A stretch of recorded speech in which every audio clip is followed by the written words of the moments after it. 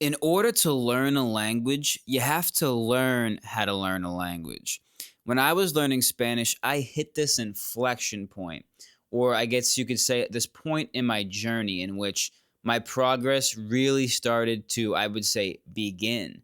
Before this point, I was kind of floundering because just like many people, I assumed that the way to learn a language is how they teach you how to learn a language in high school, where, you just learn specific grammar rules, vocab words, and you try to consciously construct sentences in your head using that information, and you try to understand content coming to you using that information, breaking all the sentences down as if they're math equations.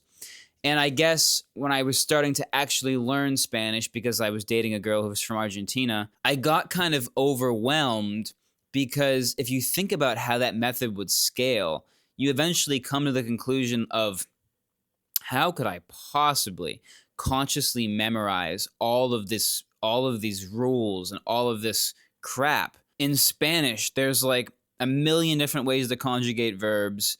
There's just too much for my small little brain to comprehend because I can barely remember a shopping list. I got to write it down when I go to the grocery store. Maybe language learning isn't for me.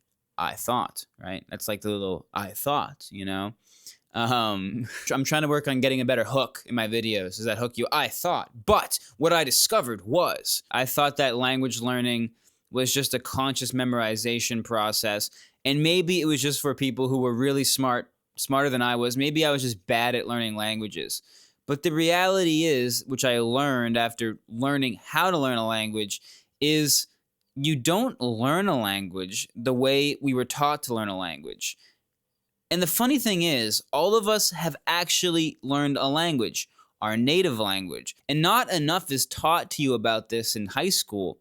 Like, someone should really sit you down and say, do you want to learn French or Spanish or Latin or probably not Latin. Do you want to learn French or German or whatever?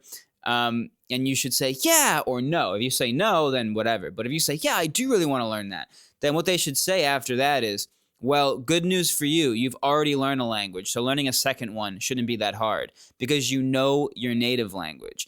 And the way you're going to learn your second language is the exact same way you learned your native language.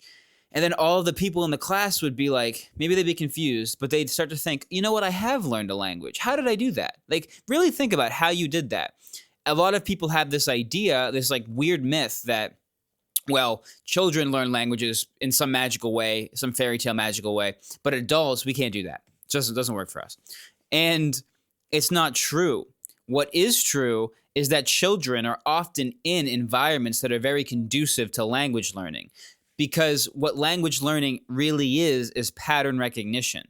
And if you give a child enough input of the language at a level they understand, eventually, through pattern recognition, they'll begin to understand messages just based on the sounds they were hearing and what those sounds meant when they heard them.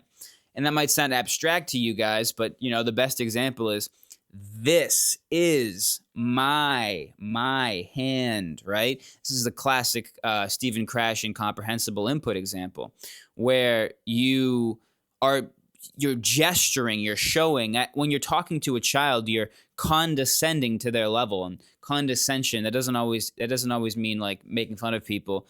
The other kind of definition of condescension, like divine condescension, if you're into theology, is when someone comes down to your level and tries to explain things to you in the way you'd understand, right? Nobody does that for adults. Adults are just supposed to go to work, do our jobs, and that's that. As a kid, no, people are always trying to explain things to you in ways you'll understand. So don't think there's this magic barrier. When you hit 18 years old, you can no longer learn languages. Like, good. Nope, 18? No more language for you. That's not how it works. Even nowadays, we're always still learning new words in our native languages, as long as we're reading and talking to educated people. If you haven't learned a new word, or if we're just on TikTok and we're learning Gen Z slang, I mean, again, not a bad example. Like, we're always learning new language. And even if you think about like the whole Gen Z brain rot slang, I don't know how old you guys are, maybe you guys are older, too old for this, but there's basically a new way of speaking English that's been going around.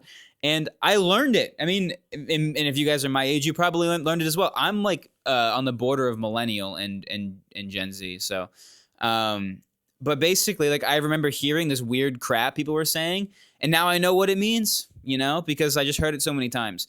And like it's a microcosm for how I learned Spanish.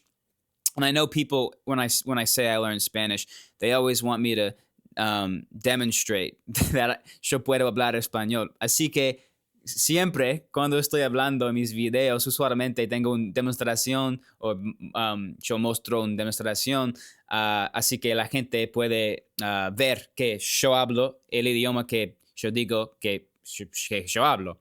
Así que sí, that's my Spanish. And if you understand Spanish, then you know what I said. If you don't, I just basically said people want me to demonstrate my Spanish, and that's that. That's how I demonstrate. And I want you to understand that when I'm speaking Spanish, I'm not thinking before I speak. I'm just speaking like I speak English. I'm speaking like I speak English. That's a really important thing, I think. There's no pre-planned grammar or anything or thinking. It's just coming out of my mouth, right? And that's how the same way I speak English. Now, I'm not trying to say I speak Spanish at the same level I speak English. That's not true. But it's the same mechanism, It's not me doing a math problem in my head really fast and showing it to you. In the same way, like, if you ask me what's 2 times 2 plus 100 times 1,000 minus 6, I don't even know what I just said. But I'd have to do all that math out and tell it to you. When I'm speaking Spanish, es completamente fluido. Estoy hablando como estoy hablando mi idioma natal. There's no difference. It's a little bit slower for sure, but it's that same, like, I'm not thinking of like, what's this word? What's that word? Where do I put this word? It just comes to me, right? From the depths of my mind, because I have this internal pattern that because I have so much input received from Spanish. I've done 900 hours of listening to Spanish at a level I understand. So of course my brain is used to Spanish, and it's so used to Spanish that it's able to produce Spanish. It's so used to Spanish that I have this gigantic system of English in my head, because if you haven't noticed, I'm a native English speaker. But there's also this tiny other piece that's my Spanish system that I've acquired the same way I've acquired that English system. I've just acquired less because I only started learning Spanish 2 years ago, or less than 2 years ago. And that's what I want to let you guys know about. That's what I want to tell you guys is there are people who will never learn a language, but it's not because you have to be special to do so. It's because it takes a lot of time and energy and attention. I've spent a long, long, long time listening to Spanish, and it's hard, but so is everything that's valuable in life. And if you wanted to learn how to play guitar or play chess, those things take time, but they're not impossible. You can do them. And Spanish is the same way. You don't need to have the best functional memory to learn Spanish. You can, or any language. You can do it as long as you have the discipline and drive to do it. I'm a confident person in my skills. I'm an obsessive person. When I get into something, I can do it. But what I can't wrap my head around is something that I don't know how to do. In school, they teach you this way of learning languages that wasn't correct. And that's what I noticed. And I was spending 3 to 4 hours doing Duolingo and getting nowhere. And I was thinking, maybe this isn't for me. Maybe my little pea brain can't handle this stuff. That's what I was thinking. So it wasn't until I realized, oh, you learn a language the same way you learn your native language. There is no difference between being a child and being adult. I mean, even think about that for even just a second, and you realize, that is a little bit strange, right? That people are just out here saying, kids just learn languages. Adults just can't. It's a little bit weird. I mean, adults are smarter than kids generally, right? And they have actually certain advantages in learning languages. They do. Now, there is something true, which is that kids are better at mimicking sounds they hear and pronouncing sounds. So it's very hard for an adult to get native level pronunciation. That's true. So it's not all myth. It's true that I'm never going to be able to. Well, I don't want to say never. Yes. Well, I'm personally, I know that I will never reach a native accent, and I'm not super interested in doing that because it's very time intensive. But that's different than being able to produce and understand the language. That is completely within our grasp. Completely within our grasp. But it's my opinion that once you know how to learn a language, it becomes very doable. I'm the kind of person that when you give me a series of things, a series of steps that I can do to learn something, I can do it. If it's hard, it's hard.